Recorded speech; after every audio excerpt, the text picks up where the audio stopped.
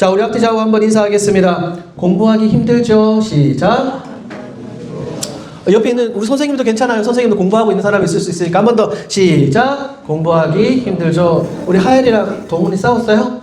서로 한번 인사해봐봐요. 공부하기 힘들죠? 왜 안 해봐? 별로 안 친하니?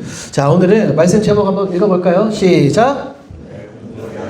왜 공부해야 될까요? 우리 솔직하게 한번 질문해 봅시다. 목사님이 질문해 볼게요. 솔직하게 공부가 재미있는 사람 손 들어보세요. 손. 우리 선생님들도 괜찮아요?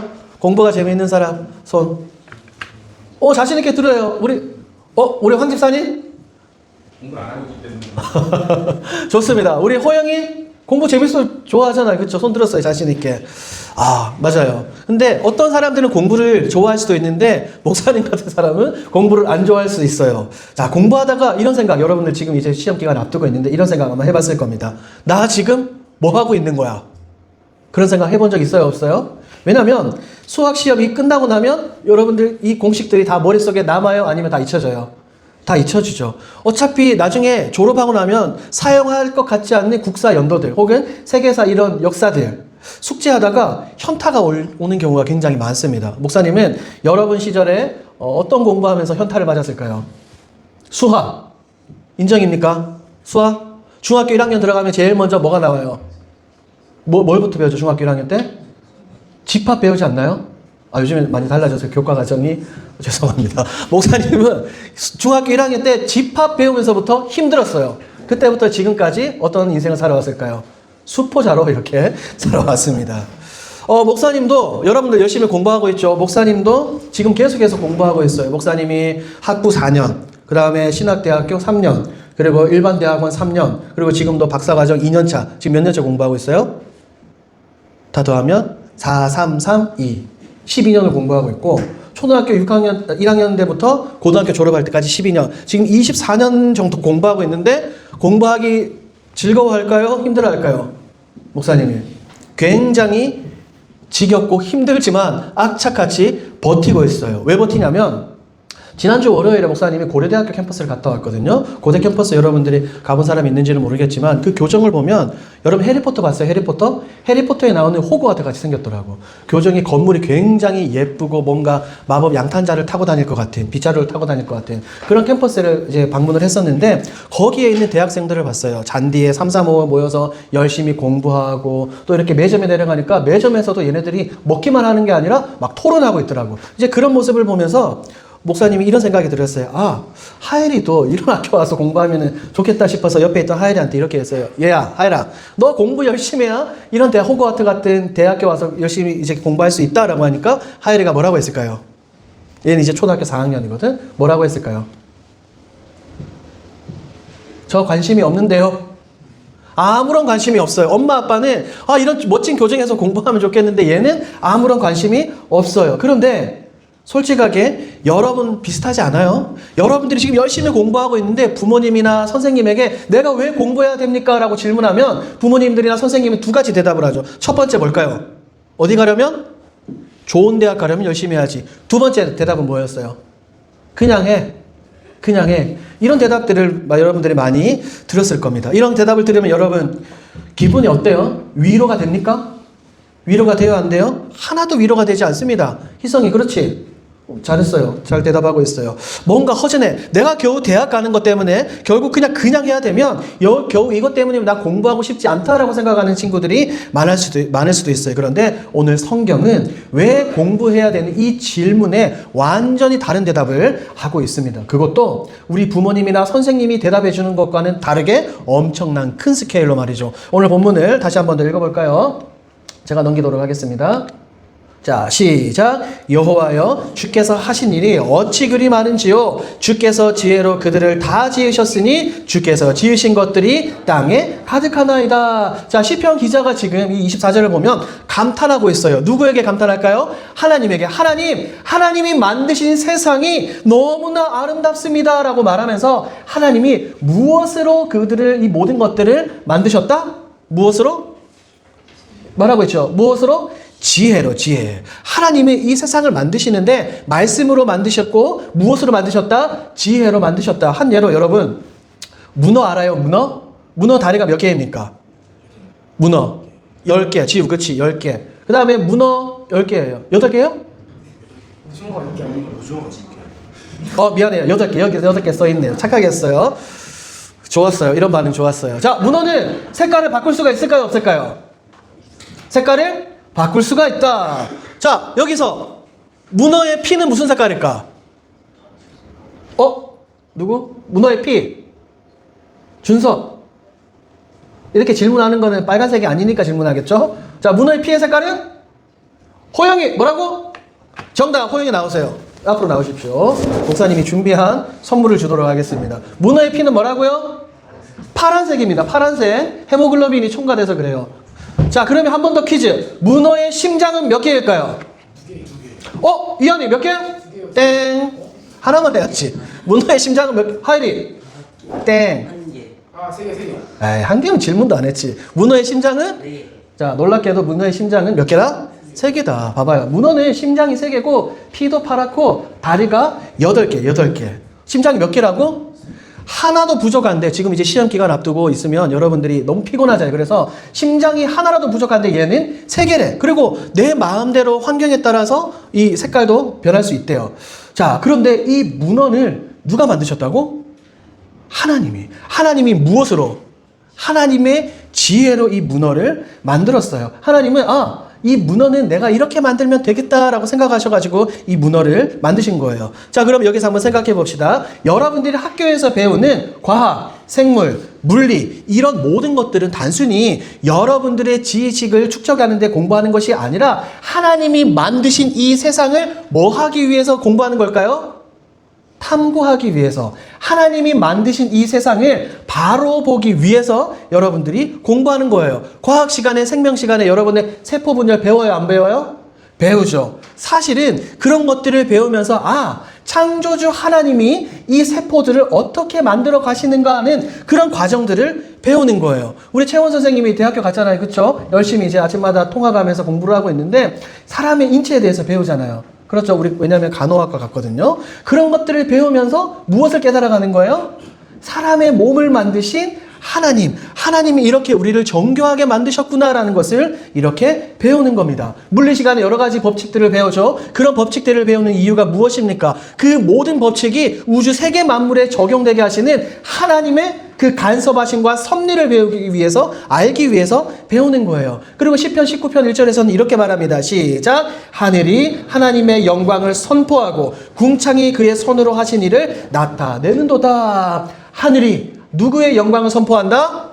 하나님의. 궁창은 뭐라고요? 그의 손. 하나님이 하신 일을 나타낸다라고요. 자, 이 그림이 뭐예요, 여러분? 밤하늘의 별입니다. 목사님이 찍은 건 아니고 목사님이 서치해가지고 별이 굉장히 많이 나오는 이 사진을 가지고 왔어요. 모르겠어요. 여러분 명절 때나 혹은 이제 가족들이 캠핑을 가면 저렇게 외딴 곳이나 혹은 시골로 가면 이런 경우들이 많아요. 이제 서울 도심에서는 볼 수가 없는데 목사님의 처가가 있는 경북 문경에만 가도 이제 오후 8시 정도면 되면 동네에 불이 다 꺼져. 그러면 밤하늘에 별이 많이 보일까요? 안 보일까요? 굉장히 많이 보입니다. 굉장히. 언젠가 목사님이 설교 때 한번 이야기한 것 같은데 목사님이 이제 학생들을 데리고 캄보디아 단기 선교 갔어요. 불빛, 전기가 없는 마을로 들어가서 거기에서 열흘을 지냈는데 해가 딱 떨어지면 이런 광경이 펼쳐지는 거야. 그 당시에 목사님이 핸드폰이 있어서 사진을 찍고 싶었는데 사진으로도 이게 담기지가 않아. 여러분들이 이런 하늘의 광대함, 이런 광활함을 보면 우리는 어떤 표현을 쓰죠? 압도당한다라는 그 표현을 쓰는데 그게 뭐냐면 어떻게 보면 하나님의 영광이 온 하늘이 온 세계가 하나님의 영광을 뭐 하는 거예요? 선포하는 것이고 그 영광의 선포에 여러분들이 압도되어 있는 겁니다. 공부라는 것은 그 하나님이 만드신 세상 모든 것들을 조금 더 확실하게, 선명하게 성경의 렌즈를 통해서 바라보게 되는 거예요. 자, 다시 한 번 더 솔직히 말하면 우리 대부분은 이런 열심으로 공부해요, 안 해요? 솔직하게 공부해요, 안 해요? 안 하죠. 그냥 시험 점수 때문에 무작정 외웁니다. 시험이 끝나고 나면 기억나는 게 있어요, 없어요? 없죠. 없습니다. 당연히 성적표 때문에 때로는 울고 금방 잊어버리고 우리가 왜 그렇게 될까요? 이거는 그냥 비단 공부의 문제가 아니에요. 많은 친구들이 이렇게 착각하고 있는데 이거예요. 믿음과 공부는 완전히 별개다라고 생각하는 거예요. 뭐냐면 교회에서는 예배를 드리니까 믿음이 너무나 중요하고 이제 교회를 떠나면 아니야. 이제 교회랑은 완전히 상관없이 내가 학교와 학원에서 공부하는 게 최선이다. 최고다라고 그렇게 생각하는 거예요. 그런데 성경은 여러분 보세요. 성경은 절대로 그렇게 이야기하지 않아요. 공부와 믿음은 별개가 아니라 하나로 같이 간다라고 이야기를 해요. 왜? 하나님은 우리 예수님은 교회에만 계신 분이에요? 아니거든. 하나님은 예수님이 세상 가운데서도 여러분의 학교와 가정, 학원에서 온 우주의 주인이신 거예요. 그러니 여러분들이 학교에서 열심히 공부하는 그 시간에도 누가 여러분들과 함께 하신다? 하나님이 함께 하시고 그 시간에도 여전히 하나님은 세상을 다스리는 거예요. 수학이라는 것은 하나님이 만드신 우주의 질서를 배우는 것이고 국어와 학문은 하나님께서 우리에게 주신 이 문학과 언어 이런 감성들을 배우는 시간이라는 것을 여러분들이 기억할 필요가 있어요. 자, 여기서 한 번 더 조금 더 한 단계 더 나아가 볼까요? 온 우주가 아까 우리가 살펴봤죠. 온 우주가 하나님의 무엇을 선포하고 있다? 하나님의 지우 뭐라고? 영광을 선포하고 있다. 그런데 왜 사람들은 나를 비롯해서 왜 모든 사람들은 온 우주가 하나님의 영광을 선포하고 있는데 그것을 인지하지 못하고 있을까요? 왜 제대로 바라보지 못하고 있을까? 왜 생물 시간의 세포를 바라보면서도 하나님의 그 위대하심을 바라보지 못할까요? 왜? 성경은 이것을 죄 때문이라고 말하는 거예요. 뭐 때문에? 죄 때문에. 온 세상이, 온 우주가 우리가 읽어본 성경처럼 하나님의 영광을 선포하고 있는데 죄 때문에 가로막혀서 우리가 그것을 제대로 살펴볼 수가 없는 거예요. 그래서 사도 바울은 로마서 1장에서 이렇게 말하는 겁니다. 시작. 하나님을 알되 하나님을 영화롭게도 아니하며 그 생각이 허망하여지며 미련한 마음이 어두워졌나니. 하나님이 만드신 이 세상에 살면서 정작 하나님은 못 보는 겁니다. 세상에 이런 여러 가지 공부와 학문들을 탐구하면서 스스로 똑똑하다라고만 생각하고 있지 이 세상을 지으신 하나님에 대해서는 점점 모르고 있어요. 그렇기 때문에 이 문제를 해결하기 위해서 누가 이 땅에 오셨을까요? 죄의 문제를 걷어내기 위해서 예수님이 오신 거예요. 사랑하는 여러분, 우리가 고난주간과 지난주 부활주일 이런 지나면서 목사님이 이야기했죠. 예수님은 단지 우리가 여러분들이 착하게 살라고만 하기 위해서 이 땅에 오신 게 아니에요. 죄 때문에 흐려진 우리의 눈을 어떻게 하시기 위해서? 우리의 눈을 다시 열어주시기 위해서 이 땅에 오신 줄 믿습니다. 그래서 예수님이 십자가에서 나의 죄, 여러분의 죄, 우리 모두의 죄를 지시고 십자가에 달려 돌아가신 거예요.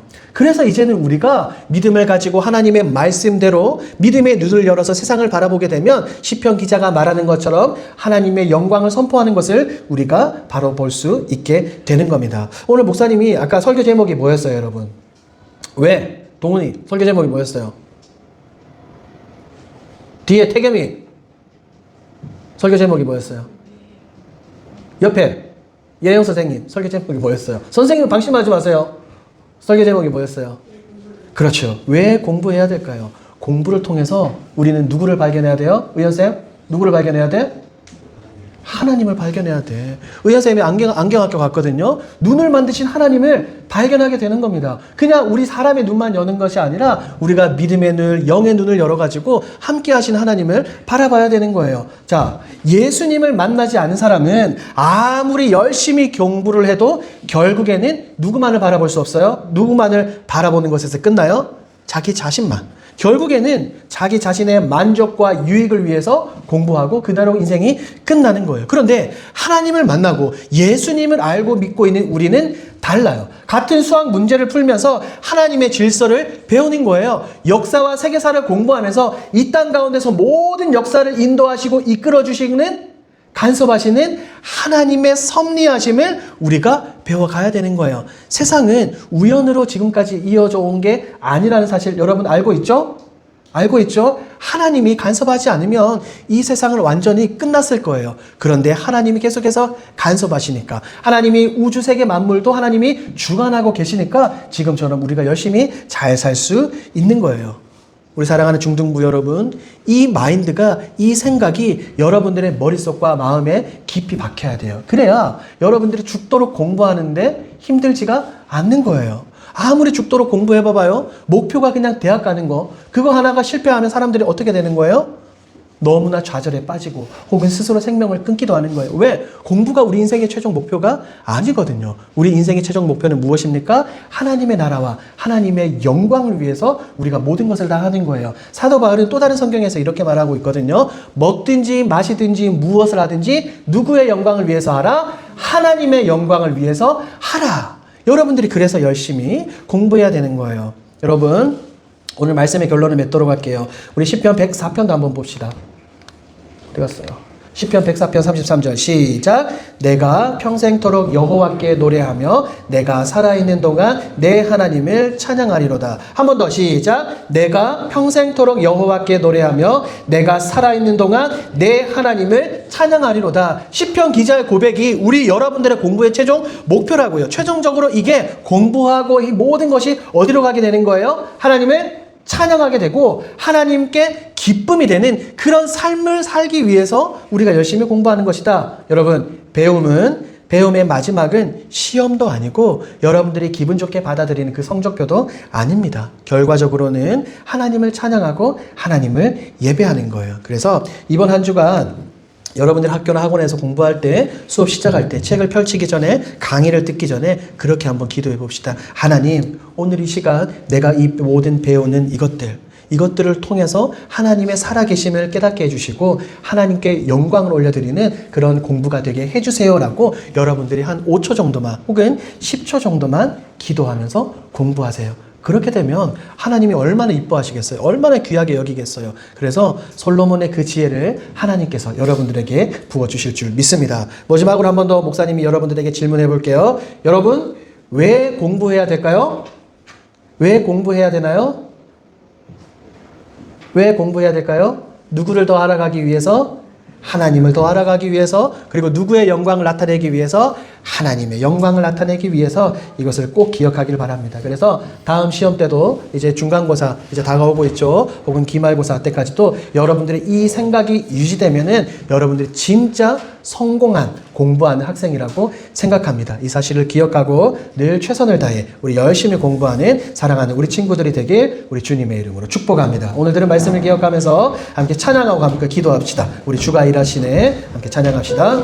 아버지 감사합니다. 오늘 말씀을 통하여 우리가 왜 공부해야 되는지 분명한 목적과 이유를 깨닫게 해주시니 감사합니다. 하나님, 우리 사랑하는 중등부 친구들이 하나님 학교에서 학원에서 열심히 공부하는 것이 단지 나의 만족과 유익을 위해서 공부하는 것이 아니라 하나님의 나라와 하나님의 영광을 위해서 공부할 수 있도록 인도하여 주시옵소서. 하나님, 우리 친구들 학원 가운데 있습니다. 하나님, 지혜와 명철을 허락하여 주시고 하나님 무엇보다 솔로몬의 지혜를 많이 부어주셔서 우리 친구들 학교에서 열심히 공부하여서 하나님의 이름을, 하나님의 영광을 세상 가운데 나타내 보일 수 있도록 주님 인도하여 주시옵소서. 하나님, 또한 공부 때문에 때론 낙심하고 지친 친구들이 있습니까? 하나님, 좌절하고 낭망하고 절망에 빠지지 않도록 성령 하나님께서 찾아가 주시고 위로하여 주시고 어루만져 주셔서 함께 하나님과 동행하며 열심히 공부할 수 있도록 인도하여 주시옵소서. 감사드리며 예수님의 이름으로 기도합니다. 아멘. 기도합니다. 지금은 우리 주 예수 그리스도의 은혜와 하나님의 사랑과 성령 하나님의 위로교통 충만하심의 은혜가